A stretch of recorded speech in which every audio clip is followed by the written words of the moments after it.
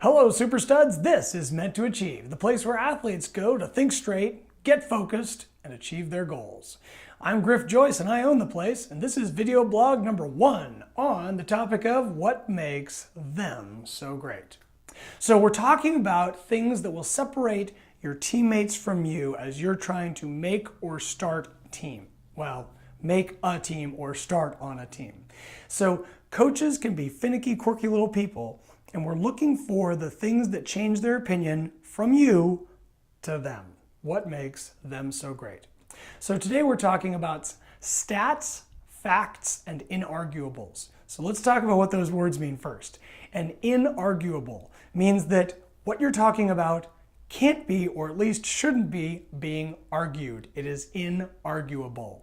So something that is inarguable. The sun rises in the east and sets in the west. Nobody on planet Earth should be arguing that, with the exception of somebody that lived way, way high on the North or South Pole, because I guess the sun doesn't set. But in places where the sun sets, it rises in the east and sets in the west. If you're on Earth, you shouldn't be arguing with that, because it is a fact. Oh, facts. A fact is something that is not an opinion. So your opinion of a certain song might be that it's great, and your friend might think that it's terrible, and other friends of yours might not care. So there is no fact to whether or not music is good. Music is pretty much all opinion, unless I made it, in which case it really is bad. But something that is a fact would be, well, the sun, it's rising. From what direction? The east. Yes, that is a fact. You can't argue it. So again, a fact is an inarguable. A version of a fact are statistics.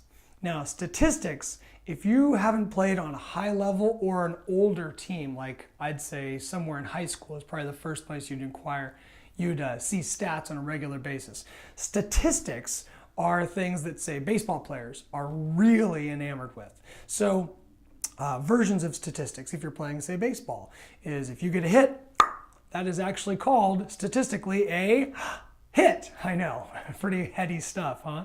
Well, if you get a hit in a baseball game, that means you get on base. You get a little check mark in a box and says you got 1 hit. If you get another one later, you get another check mark. It says you get 2 hits. So by the end of the game, we'll know the facts of the game, not the opinions. You know, this guy got 2 hits. It says so right there. If you drop a ball that was grounded to you and you're a second baseman and you're not able to throw the ball to first base in time because you dropped it, in baseball, that's called an error. So that is not an opinion, even though it sounds like it. An error means because you made a mistake, somebody got on base. And that error is recorded as a factual statistic. So what does this all have to do with your coach's opinion of you versus the other guy?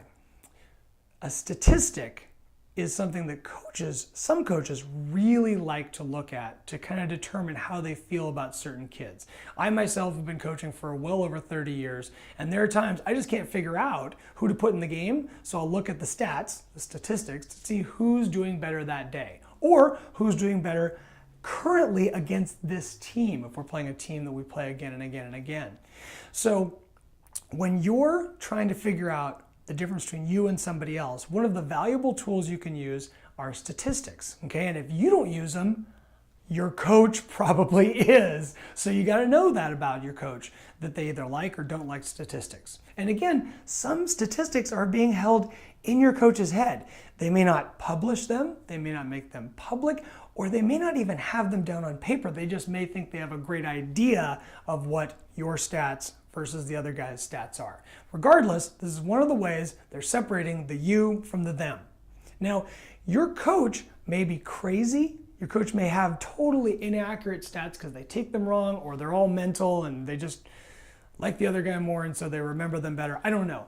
Or you might be a little bit crazy, or maybe your mom, dad, grandma, uncle, maybe they're a little bit crazy, because again, opinion is bleeding in. Doesn't really matter. What matters is that if your coach cares about them, they're using them to separate you out. So how do you use that information to help you get back in the good graces and the starting lineup of the team? The way you do it is you figure out which stats the coach cares about. So I don't know what sport you play, but let's say scoring is involved in your sport.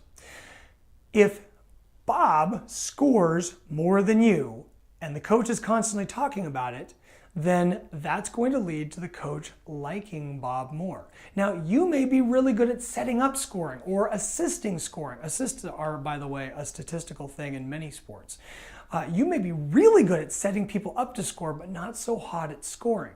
Now, whether that's fair or not, your coach is going to value the scoring more because that's the one he or she is constantly talking about and referring to. Again, life is not fair. We're just trying to figure out how we can even out the odds a little bit. And what you just learned by listening was that the coach cares about scoring. So even though you're being a great team player and helping the scoring, you might want to, in the future, take a few more opportunities to try to score more because that's what your coach is looking at. And that is how you can use statistics, facts, and inarguables to help yourself make the team or start on it. So remember, think straight, stay focused, get out there, and achieve.